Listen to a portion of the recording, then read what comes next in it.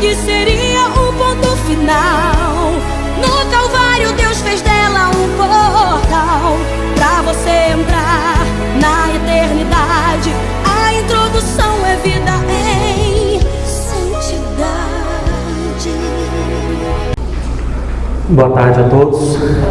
Saúdo a todos com a paz, a alegria, a comunhão do nosso Senhor Jesus Cristo.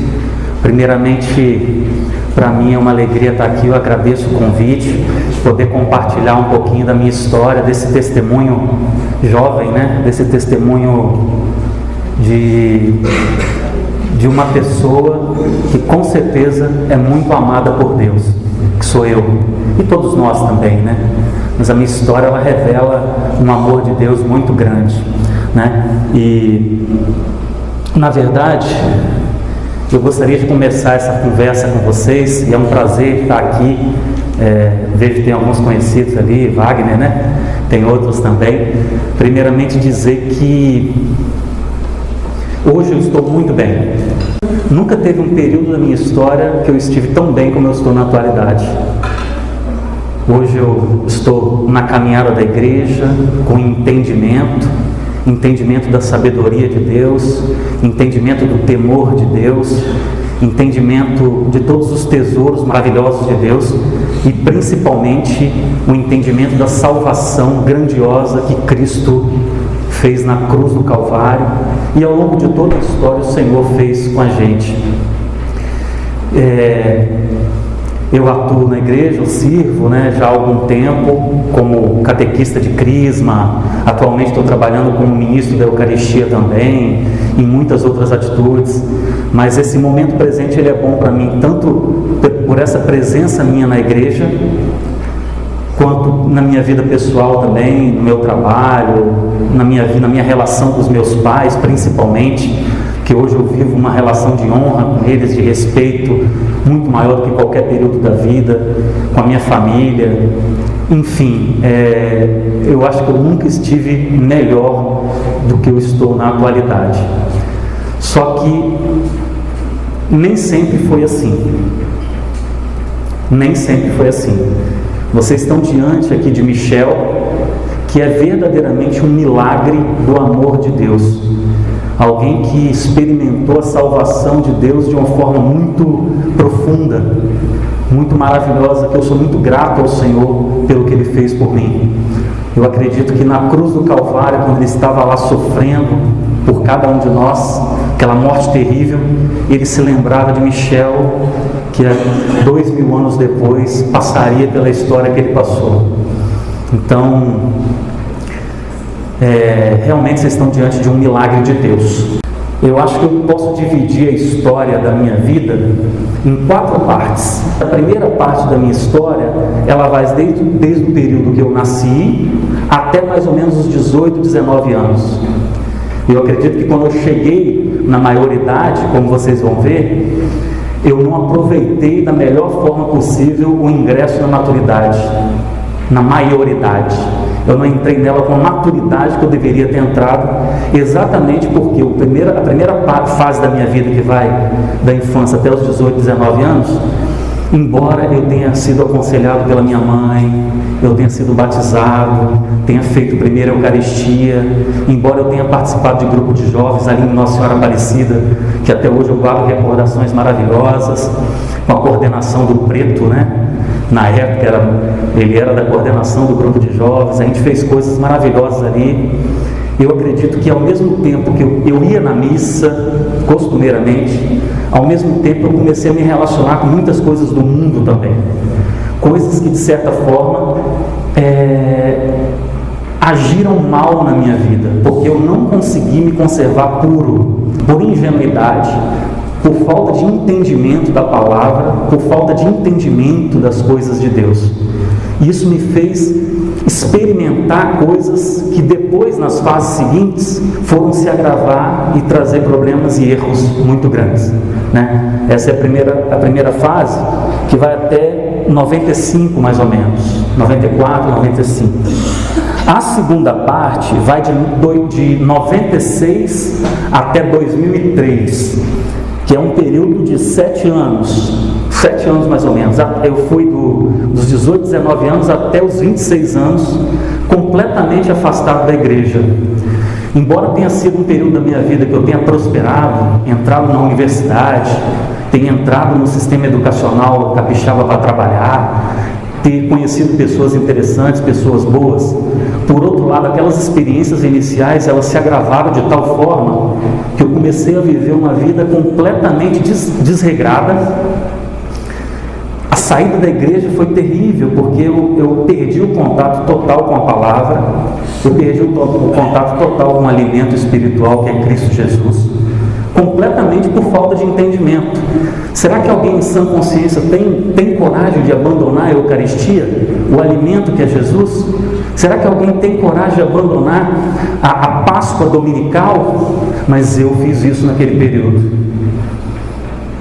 Na universidade, eu tinha uma noiva legal, eu estava bem, me relacionava bem com a família dela, porém, eu comecei a viver uma vida dupla.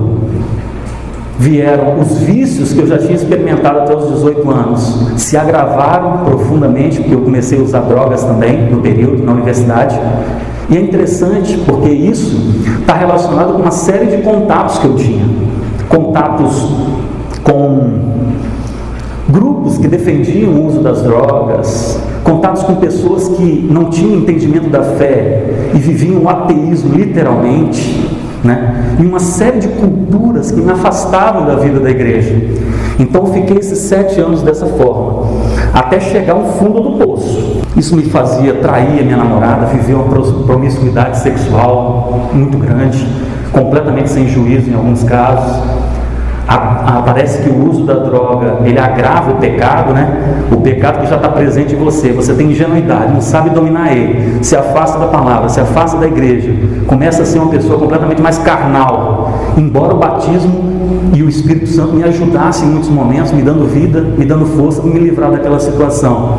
Eu acredito que Deus sempre esteve comigo, me dando forças, me desviando de coisas muito piores do que eu poderia viver. Mas esses 7 anos foi completamente afastado da vida da igreja. Eu não tinha entendimento da salvação, não tinha entendimento do temor de Deus, não tinha entendimento, era tudo uma história a mais na minha vida, né? E aí, a terceira fase da minha história vai de 2004 até 2008. Foi um período que eu me converti, foi uma primeira conversão. Como eu disse para vocês, Deus estava na minha vida de certa forma, verdadeiramente me ajudando para sair daquela situação. A família da minha noiva era da Igreja Batista. Mesmo vivendo uma cultura completamente ateia, eu ia com ela nas celebrações. E é uma outra religião, uma outra denominação, mas lá eu via pregações, eu via uma série de coisas que começaram a tocar no meu coração de certa forma, e aquilo contribuiu para a minha conversão. Então de 2004 a 2008, eu voltei uma vida religiosa, eu comecei a lembrar de tudo que eu tinha aprendido na Igreja Católica antes, dos meus líderes naquela época da juventude, dos conselhos da minha mãe, sabe? Aquilo começou a voltar. E nesses 4 anos eu vivi um período de fé, mas uma fé muito ingênua também, de certa forma. Eu era novo na conversão, né? Porque eu tinha, aquele momento quando eu estava saindo de uso de droga, estava saindo de uma promiscuidade muito grande, de uma vida fora da igreja muito grande, eu precisei, de certa forma, nascer de novo em muitos pontos, mudar completamente o meu interior e a minha cultura, que me fez muito mal. E aí, eu acabei frequentando muitas igrejas diferentes, eu ia também com minha mãe na igreja católica, até chegar na última fase da minha história. Então eu fiquei 4 anos de uma nova conversão, que eu abandonei o pecado, eu lutei contra os vícios e venci, eu comecei a ler novamente as escrituras sagradas, eu comecei a desejar orar. Eu fiquei todo aquele período anterior na minha vida sem rezar, sem orar, sem vida de oração. Nesses 4 anos eu comecei a voltar com toda essa cultura que alimenta tanto o espírito, até começar a desejar se alimentar de Jesus também, né? Então em 2004 começa uma última fase da minha vida, em 2009, né? Então 2004 a 2008 foi esse período da primeira conversão, e de 2009 até 2019 agora eu estou nessa próxima fase. Foi quando minha mãe chegou para mim em 2008 mais ou menos e falou assim: você não gostaria de fazer crisma, não? A mesma palavra que ela tinha me dito lá nos 18, 19 anos, só que lá eu não quis fazer. Na minha arrogância juvenil, na minha falta de humildade, na minha falta de entendimento e de juízo, eu preferi ficar aqueles 7 anos completamente afastados da vida. Só que minha mãe falou de novo da mesma forma naquele período, só que dessa vez, como Deus tinha me dado sabedoria, tinha me dado conversão, eu ouvi ela, ouvi a Deus e fui fazer Crisma em 2009. No ano de 2010 eu já entrei como catequista da Crisma e até então eu tenho me dedicado à Crisma na igreja. A gente já preparou aí mais ou menos uns 5 grupos. E nos meus momentos juntos aos jovens, eu costumo contar para eles essa experiência, que eu poderia ter feito Crisma na idade deles, com 15, 16 anos, só que a falta de juízo, a falta de entendimento, a minha soberba juvenil, a minha falta de entendimento e o pecado que agia em mim, me conduzindo de tal forma para eu errar, me fez não fazer Crisma naquele período. Eu só fui fazer muito tempo depois, já na fase adulta, com 20, 28, 29 anos, né? Aliás, com 30 anos mais ou menos, 29, 30 anos. Então, e aí, desde então, significa que eu parei de errar? Não. De vez em quando, ainda nesses 11 anos, eu tive algumas falhas, algumas quedas, falta de entendimento também. Quer dizer, Deus continua me ensinando, me fortalecendo, me edificando, mas dessa vez eu tenho a oração, eu tenho o arrependimento, eu tenho o entendimento da palavra, eu tenho a confissão na igreja, eu tenho tanta coisa boa que me fortalece, tenho a mão de Deus muito presente. E hoje em dia eu sou uma pessoa que não costumo começar o dia sem dizer para o Senhor: Senhor, eu preciso de Ti, eu quero estar na Tua presença nesse dia, me abençoa, me guia, me conduz. E eu também costumo sempre relembrar essa minha história, né? Esses dias eu estava vendo uma fala de um teólogo muito importante, que ele dizia que o povo judeu, ao rezar, ele conta a sua história.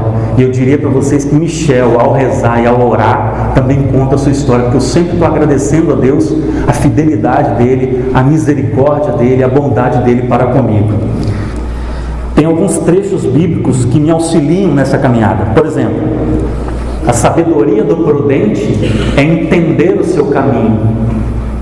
Então hoje eu tenho entendimento tanto do meu caminho para trás, quanto o caminho para frente, né? E o caminho para frente qual é? Jesus. Então a sabedoria do prudente é entender o seu caminho. Isso que eu estou falando para vocês, que eu reuni, eu acho que é sabedoria minha, né? Essa experiência que ele me deu, todos esses ensinamentos que ele me deu. Outra, uma forma de se manter frutífero no conhecimento de Cristo é não esquecer jamais da purificação dos seus pecados antigos. O primeiro é o livro de Provérbios, esse é Pedro que falou, que isso dá força para a gente para não cair de novo no mesmo erro, né? Outra, é sábio perceber que nunca eu estive tão bem e feliz como estou agora. É o livro de sabedoria, né? Quer dizer, não tem sabedoria em ninguém achar que lá atrás era melhor do que hoje. Hoje eu nunca estive tão bem como estou. E aí, por fim, uma palavra de Deus que chegou para mim naquele período da primeira conversão. Eu acredito que o Espírito Santo falou isso para mim. Michel, eu te abençoarei, ficarei com você para sempre, te darei uma casa sempre compacta, unida, presente na fé. Deus falou isso comigo: eu estarei para sempre com você. Vamos lá, anima-te, vamos prosseguir, vamos caminhar, vamos vencer. Isso lá em 2004, 2005, mais ou menos, no período mais triste, porque geralmente quando você se converte, você fica muito triste com seus pecados antigos, com a sua burrice, com a sua falta de entendimento, né? Com as falhas que você teve. E para finalizar mesmo, o que essa minha história ensina para a gente?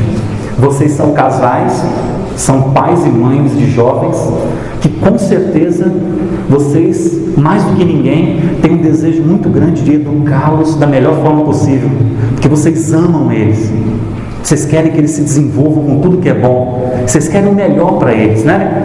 Então a minha história, eu acredito que ela ensina um pouco nesse sentido. Gente, os pais precisam redobrar o seu amor à igreja e a Deus. Precisam aprender sobre os sacramentos de Deus, os 7 sacramentos, e conversar em casa sobre isso. Falar sobre o que é o casamento, o que é o matrimônio. Isso dá vitória sobre o pecado. Isso dá vitória sobre as confusões que o mundo quer fazer para perverter o desenvolvimento dos jovens. Então, conversar sobre os sacramentos é muito importante. Muito importante vocês conhecerem o catecismo da igreja, conhecerem os 10 mandamentos de Deus em detalhes, como está ali, e conversar sobre os 10 mandamentos em casa. Porque eu era muito pacífico, eu detestava a violência. Matar, para mim, nunca eu ia errar nesse pecado. Porém, na imoralidade sexual, que é um pecado tão grande quanto, eu achava que não era tão errado assim. E aí me fez errar em uma série de sentidos, uma série de falhas, que hoje eu me envergonho e louvo a Deus por Ele ter transformado a minha vida. Isso é muito importante. Então, fazer orações em casa, ficarem atentos aos seus filhos. Por exemplo, se eles começarem a faltar à missa muito, comecem a investigar quais são as outras coisas que estão sendo fonte de aprendizado para eles. Isso na boa, porque vocês têm Deus com vocês. Vocês têm Deus com vocês, vocês não precisam ficar pesados nesse sentido. Você precisa ter fé e confiança de que vocês vão conseguir fazer bem e educar seus filhos para que eles cresçam cada vez mais.